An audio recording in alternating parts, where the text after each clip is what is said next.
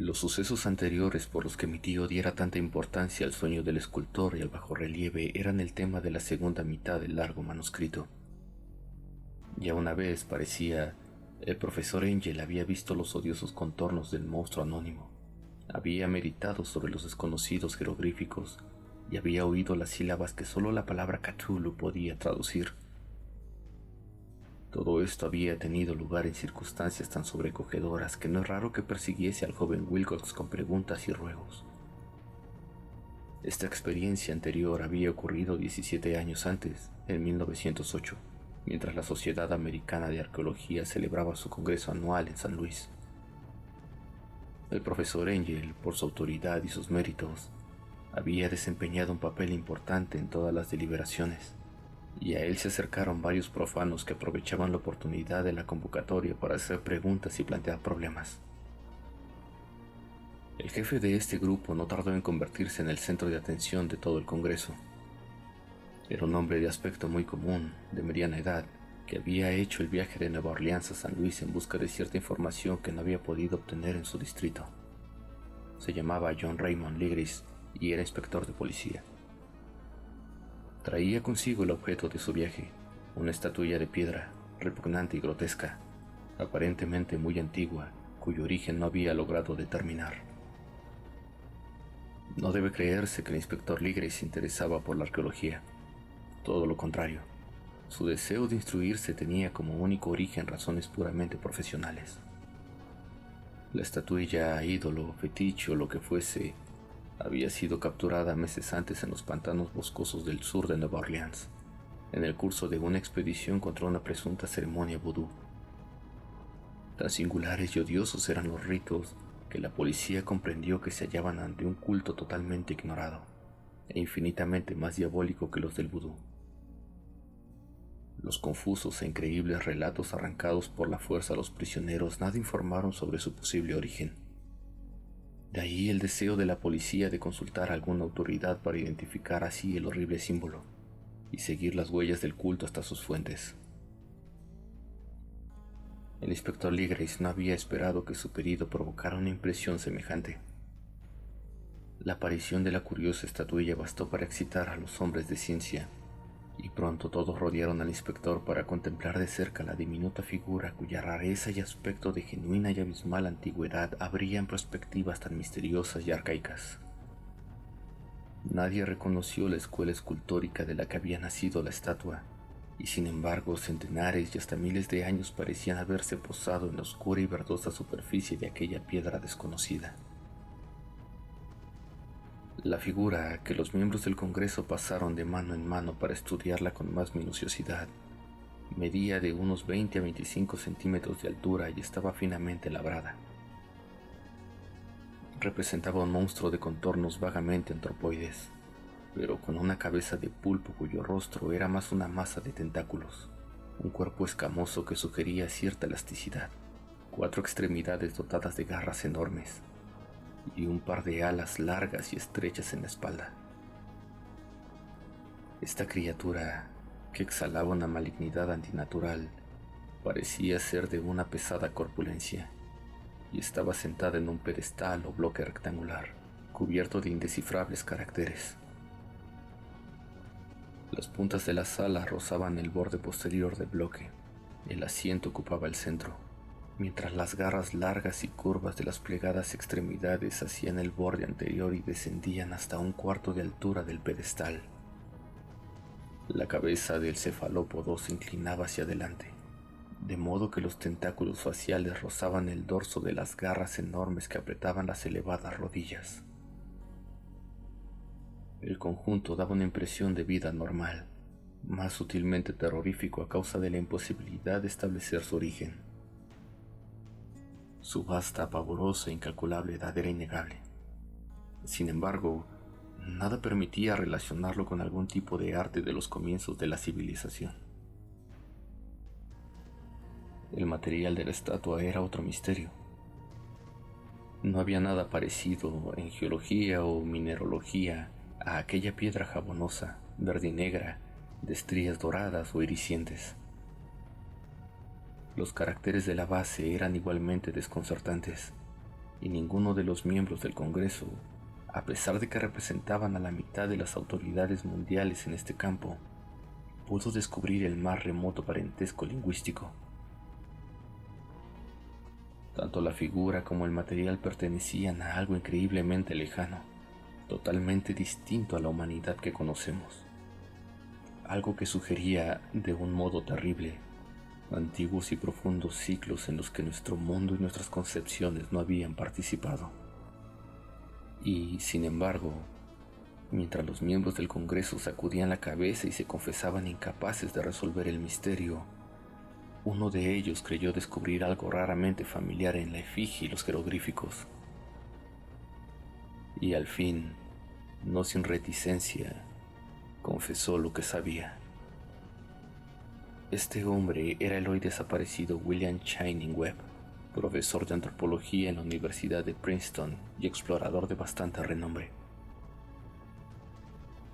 40 años antes, el profesor Webb había recorrido Groenlandia e Islandia en busca de ciertas inscripciones rúnicas que hasta ese entonces no había podido descubrir.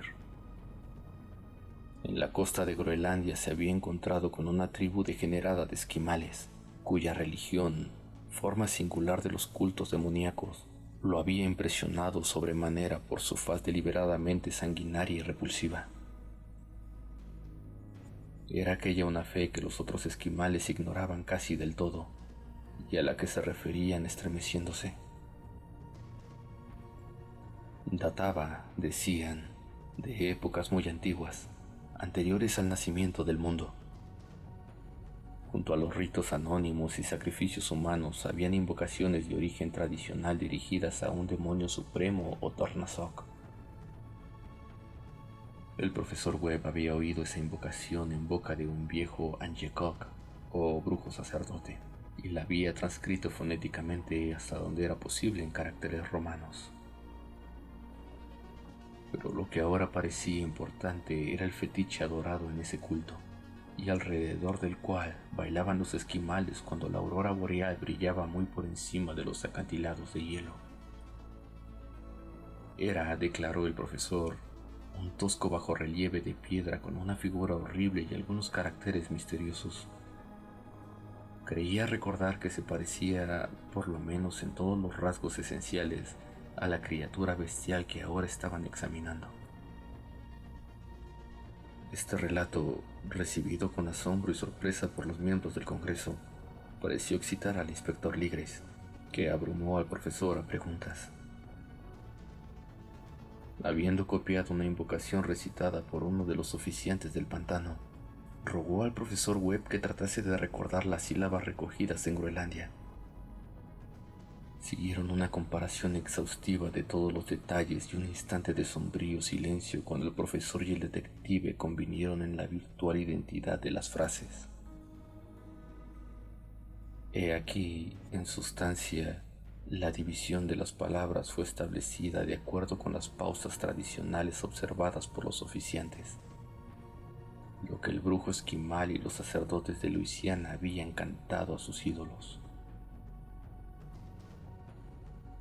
Funglui, Nglunaf, Katul, Rilie, Waganag, Ftag.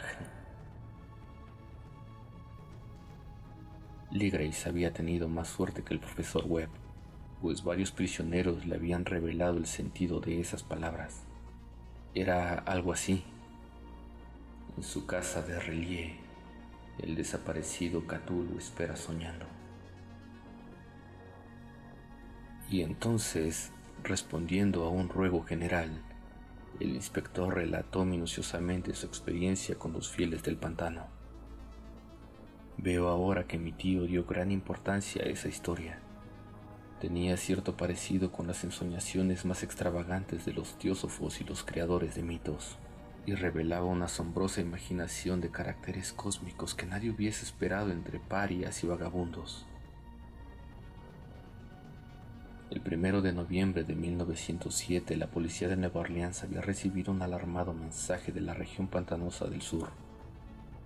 Los colonos, gente primitiva pero de buen natural, descendientes en su mayor parte de los hombres de Lifty, eran presa del pánico a causa de algo desconocido que había invadido la región durante la noche. Se trataba en apariencia de un culto vudú, pero de una especie más terrible que todo lo que ellos conocían. Desde que el malévolo tam-tam había comenzado a sonar incesantemente en aquellos bosques oscuros donde nadie osaba aventurarse, habían desaparecido varias mujeres y niños. Se habían oído gritos irracionales, chillidos desgarradores y cantos lúgubres, y unas llamas diabólicas habían bailado en la espesura. Los vecinos, añadió el aterrorizado mensajero, no podían soportarlo. En las primeras horas de la tarde, 20 policías partieron en 2 carricoches y un automóvil, guiados por el tembloroso colono. Cuando el camino se hizo intransitable, abandonaron los vehículos y durante varios kilómetros chapotearon en silencio a través de los espesos bosques de ciprés donde nunca penetraba la luz del día. Raíces tortuosas y nudos malignos de musgo retardaban la marcha, y de vez en cuando una pila de piedras húmedas o los fragmentos de una pared en ruinas hacían aún más depresiva aquella atmósfera que los árboles deformados y las colonias de hongos contribuían a crear.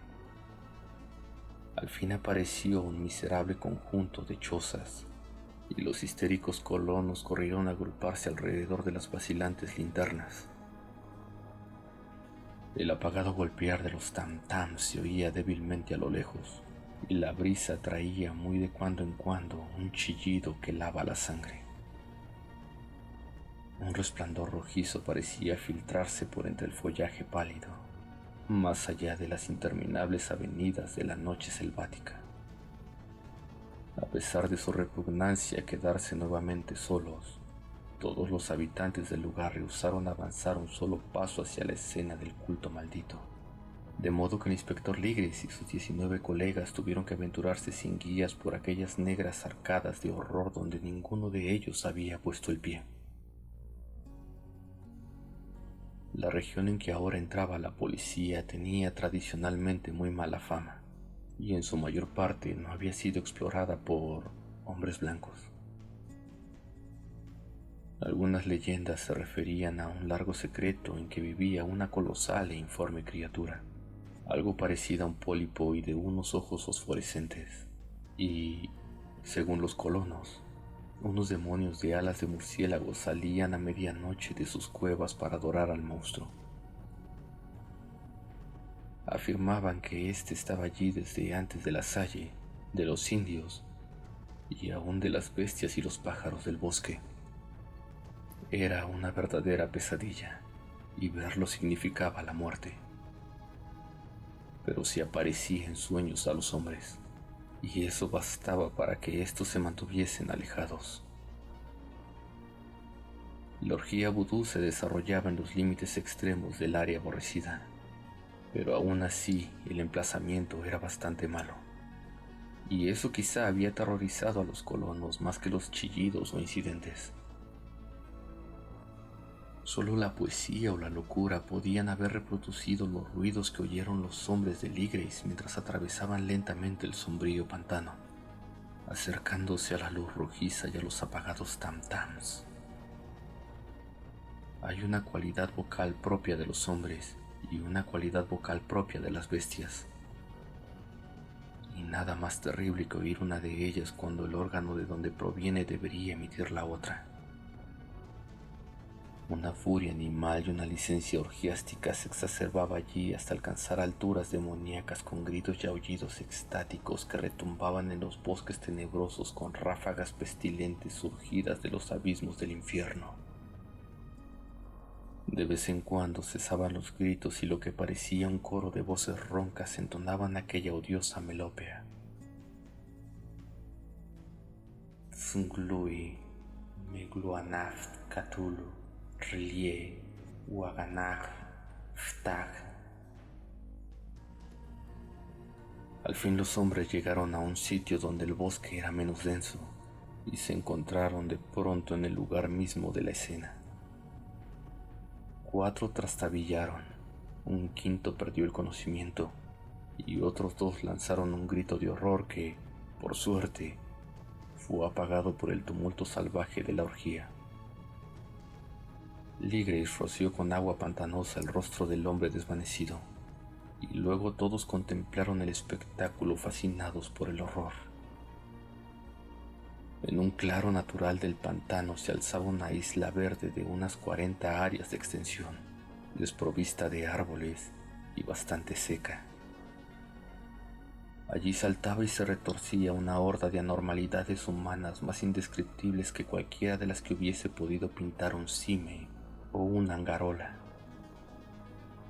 Sin ropas, esta híbrida muchedumbre bramaba, rugía y se contorsionaba alrededor de una hoguera circular. De vez en cuando se abrían las cortinas de fuego y se podía distinguir en el centro un bloque de granito de unos 2,5 metros de alto, en cuya cima, incongruentemente por su pequeñez, se alzaba la funesta estatuilla. En 10 cadalsos instalados a intervalos regulares en un ancho círculo que rodeaba la hoguera, con el monolito como centro, colgaban cabezas bajo los cuerpos extrañamente mutilados de los desaparecidos colonos.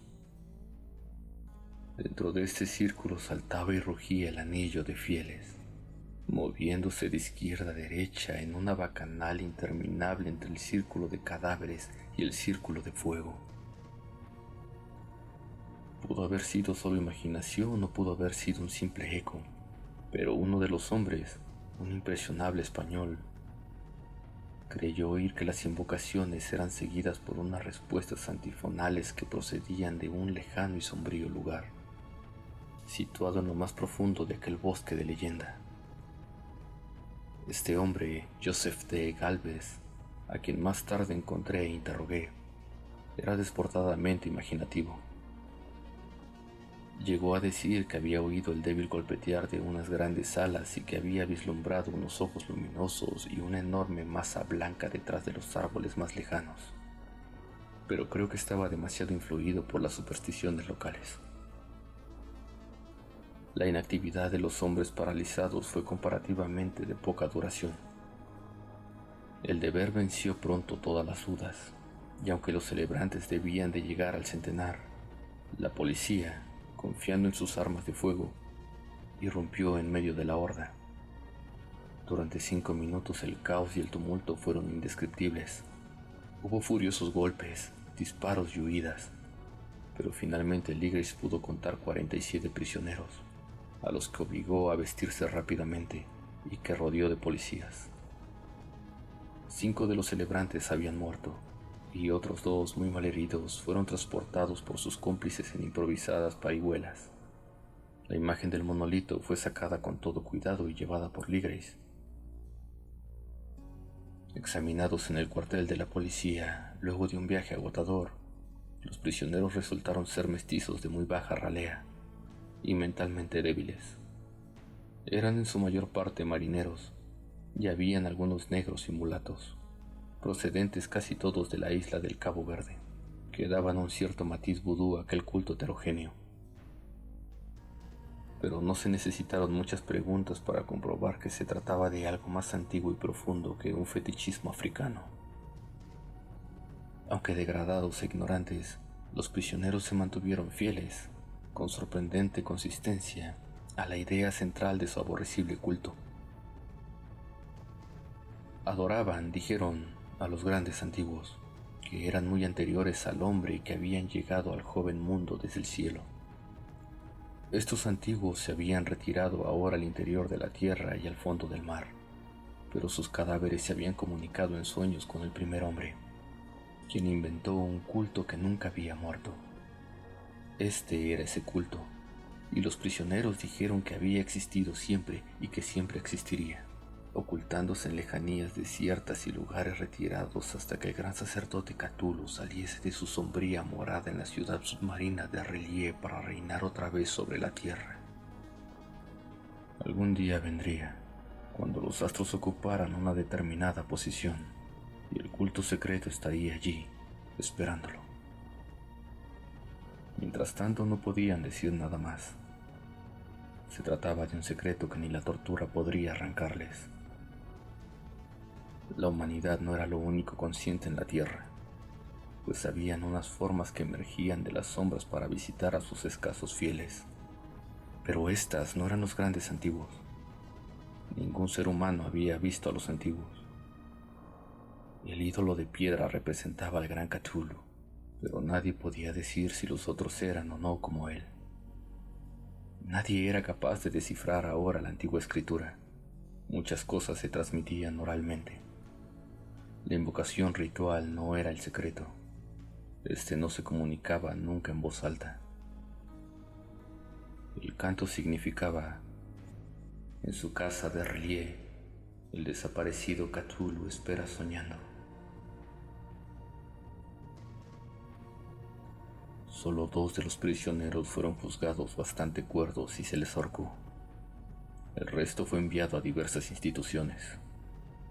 Todos negaron haber participado en los crímenes rituales y afirmaron que los culpables de aquellas muertes eran los Alas Negras, que habían venido hasta ellos desde su refugio inmemorial en el Bosque Encantado. Pero nada coherente se pudo saber de aquellos aliados misteriosos. Lo que la policía logró obtener salió de su mayor parte de un viejísimo mestizo llamado Castro, quien pretendía haber tocado puertos distantes y hablado con los jefes inmemorables del culto en las montañas de China.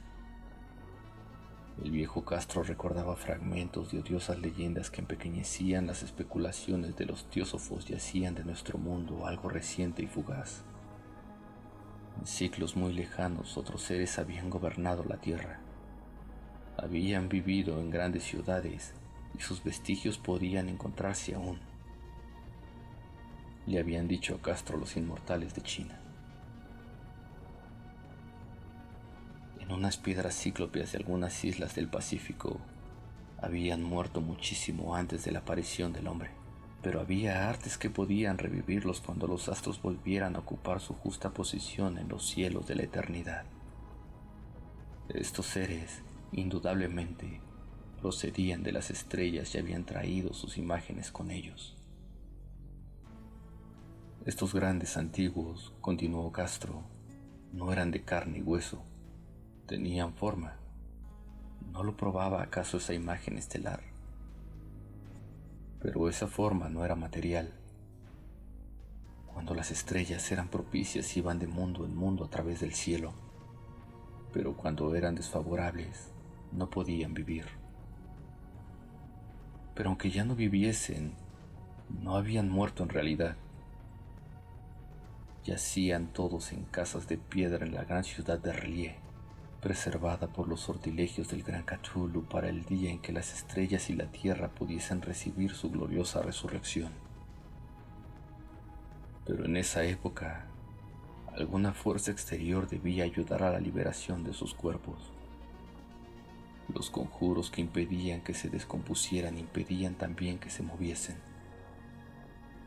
Y los antiguos tenían que contentarse con yacer y pensar en la oscuridad mientras transcurrían millones de años. Conocían todo lo que ocurría en el mundo, pues su lenguaje consistía en la transmisión del pensamiento. En ese mismo instante hablaban en sus tumbas.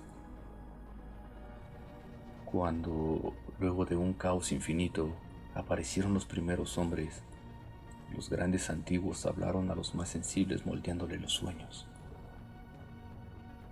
Aquellos primeros hombres, murmuró Castro, establecieron el culto con que se adoraba a los ídolos de los grandes antiguos, ídolos traídos de estrellas oscuras en una época infinitamente lejana. Ese culto no moriría hasta que las estrellas volvieran a ser favorables. Los sacerdotes sacarían entonces al gran Cthulhu de su tumba para que reviviese a sus vasallos y volviera a asumir su reinado en la tierra. Ese tiempo sería fácil de reconocer, pues entonces la humanidad se parecería a los grandes antiguos, salvaje y libre, más allá del bien y del mal, sin moral y sin ley. Y todos los hombres gritarían y matarían y gozarían alegremente. Los antiguos, liberados, enseñarían nuevos modos de gritar y matar y gozar, y el mundo entero ardería en un holocausto de libertad y éxtasis. Mientras tanto, el culto, con apropiados ritos, Debía conservar el recuerdo de aquellos días antiguos y presagiar su retorno. En los primeros tiempos algunos hombres escogidos habían hablado en sueños con aquellos seres, pero luego algo había pasado. La gran ciudad de piedra de Relie, con sus monolitos y sepulcros, se había hundido bajo las olas y las aguas de los abismos, con ese misterio primigenio en que nadie había pensado ni siquiera en penetrar. Habían interrumpido esas citas espectrales. Pero los recuerdos no morían, y los altos sacerdotes afirmaban que cuando los astros fuesen favorables la ciudad volvería a la superficie. Entonces los viejos espíritus de la tierra, mohosos y sombríos, saldrían de sus subterráneos y propagarían los rumores recogidos allá, en los olvidados fondos del océano.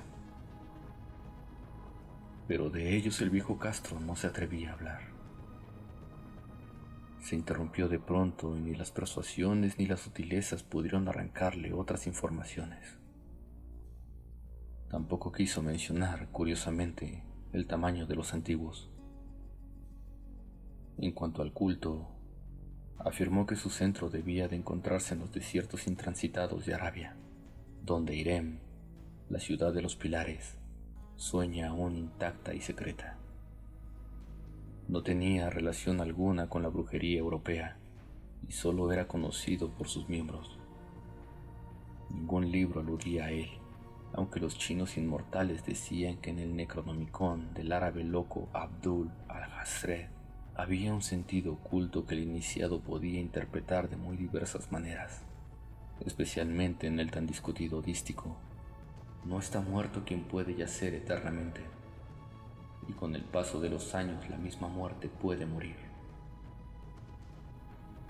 Ligreis, profundamente impresionado y no poco intrigado, había buscado sin éxito las filiaciones históricas del culto. Castro, aparentemente, había dicho la verdad al afirmar que era un secreto. Las autoridades de la Universidad de Tulán no pudieron arrojar luz alguna sobre el culto o la imagen, y ahora recurría a las mayores autoridades y se encontraba nada menos que con el episodio de Groenlandia del profesor Webb.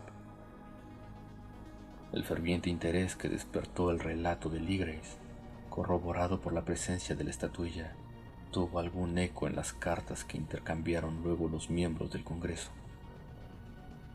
Pero apenas hay alguna mención en el informe oficial. La prudencia es preocupación primordial de aquellos que se enfrentan a menudo con la charlatanería y la impostura. Ligreis prestó durante un tiempo la estatuilla al profesor Webb, pero a la muerte de este último le fue devuelta y está desde entonces en su casa. Allí la he visto no hace mucho tiempo. Es de veras algo estremecedor e indiscutiblemente parecida a la escultura labrada en sueños por el joven Wilcox. No me asombró que mi tío se hubiese excitado con el relato del joven. ¿Qué pudo pensar al saber, ya enterado de la información recogida por Ligreis, que un joven sensible no solo había soñado la figura y los jeroglíficos de las imágenes del pantano y de Groenlandia, sino que también había oído en sueños 3 de las palabras de la fórmula repetida por los maestros de Luisiana y los diabólicos esquimales? Era natural que el profesor Engel hubiese iniciado instantáneamente una minuciosa investigación, aunque yo en mi fuero interno sospechaba que el joven Wilcox había oído hablar del culto y había inventado una serie de sueños para acrecentar el misterio ante los ojos de mi tío. El relato de los otros sueños y los recortes coleccionados por el profesor parecían corroborar la historia del joven, pero mi bien fundado racionalismo y la total extravagancia del asunto me llevaron a adoptar las conclusiones que estimé más razonables. De modo que, después de estudiar otra vez el manuscrito y comparar las notas teosóficas y antropológicas con las descripciones del culto que había hecho Ligreis, viajé a Providence para ver al escultor e increparle por haberse burlado de tal modo de un sabio anciano.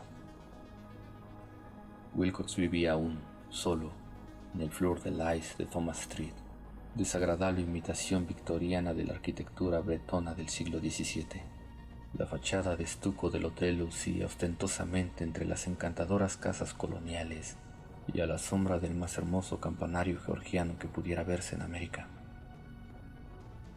Encontré a Wilcox en sus habitaciones, sumido en su labor, y comprendí enseguida, por las piezas que lo rodeaban, que su genio era profundo y auténtico. Creo que durante un tiempo Wilcox figuraba entre los grandes decadentes, pues se ha cristalizado en arcilla y reflejará un día en mármol esas pesadillas y fantasías evocadas en prosa por Arthur Machen y que Clara Ashton Smith ha hecho visibles en versos y pinturas. Moreno, frágil y de un aspecto un poco descuidado, Wilcox se volvió lánguidamente y sin dejar su silla me preguntó qué deseaba. Cuando le dije quién era, manifestó un cierto interés, pues mi tío había excitado su curiosidad al examinar sus raros sueños, aunque sin explicar las razones de ese examen. Sin sacarlo de su ignorancia, traté prudentemente de hacerle hablar. Poco me bastó para convencerme de que era absolutamente sincero. Hablaba de sus sueños de un modo inequívoco. Esos sueños y su residuo subconsciente habían influido profundamente en su arte y me mostró una estatua mórbida cuyo modelado me estremeció, casi por la fuerza de su oscura sugestión. No recordaba haber visto el original, excepto en el bajorrelieve creado durante un sueño, pero los contornos se habían formado insensiblemente bajo sus manos. Era, sin duda, la forma gigantesca de la que había hablado en su delirio. Comprobé muy pronto que no sabía nada del culto, salvo lo que el constante interrogatorio de mi tío había dejado escapar, y traté otra vez de concebir de qué modo podía haber recibido esas impresiones sobrenaturales. Hablaba de sus sueños de un modo extrañamente poético, haciéndome ver con terrible claridad la ciudad ciclópea de piedra verde y musgosa, cuya geometría, añadió curiosamente, era totalmente errónea.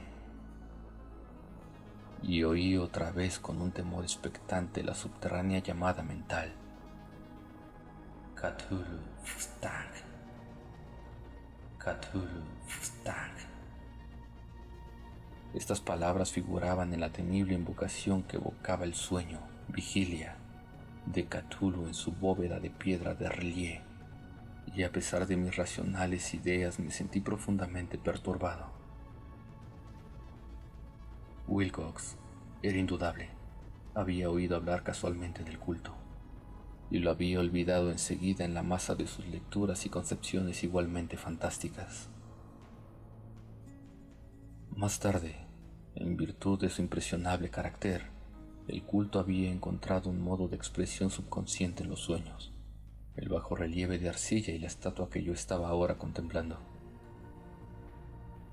De modo que la superchería había sido involuntaria. El joven tenía unos modales un poco afectados y un poco vulgares que me desagradaban de veras. Pero yo ya estaba dispuesto a admitir tanto su genio como su honestidad. Me despedí amablemente y le deseé todo el éxito que su talento prometía. El asunto del culto continuó fascinándome y a veces imaginaba poder adquirir un gran renombre investigando su origen y relaciones. Visité Nueva Orleans, hablé con Ligres y otros de los que habían participado en aquella expedición. Examiné la estatuilla y hasta interrogué a los prisioneros que todavía vivían. El viejo Castro, por desgracia, había muerto hace varios años. Lo que escuché entonces de viva voz, aunque no fue más que una confirmación detallada de los escritos de mi tío, acrecentó mi interés, y tuve la seguridad de estar sobre la pista de una religión muy antigua y secreta cuyo descubrimiento me convertiría en un antropólogo de nota. Mi actitud era aún entonces absolutamente materialista, como aún quisiera que lo fuese, y por una inexplicable perversidad mental rechacé la coincidencia de los sueños y los recortes coleccionados por el profesor Engel. Hubo algo, sin embargo, que comencé a sospechar y que ahora creo saber. muerte de mi tío no fue nada natural. Cayó al suelo en la colina, en una de las estrechas callejuelas que partían de uno de los muelles donde abundan los mestizos extranjeros, luego del descuidado empujón de un marinero de tez oscura. Yo no había olvidado que los oficiantes de Luisiana se distinguían por la mezcla de sangres y sus intereses marinos, y no me hubiera sorprendido conocer la existencia de agujas venenosas y métodos criminales secretos tan faltos de piedad como aquellas creencias y ritos misteriosos. Lee Grace y sus hombres, es cierto, no habían sido molestados, pero en Noruega acababa de morir un marino que veía cosas. No pudieron haber llegado a oídos siniestros las investigaciones realizadas por mi tío después de encontrarse con el escultor. Creo hoy que el profesor Angel murió porque sabía o quería saber demasiado. Es posible que me espere un fin semejante, pero yo también he aprendido mucho.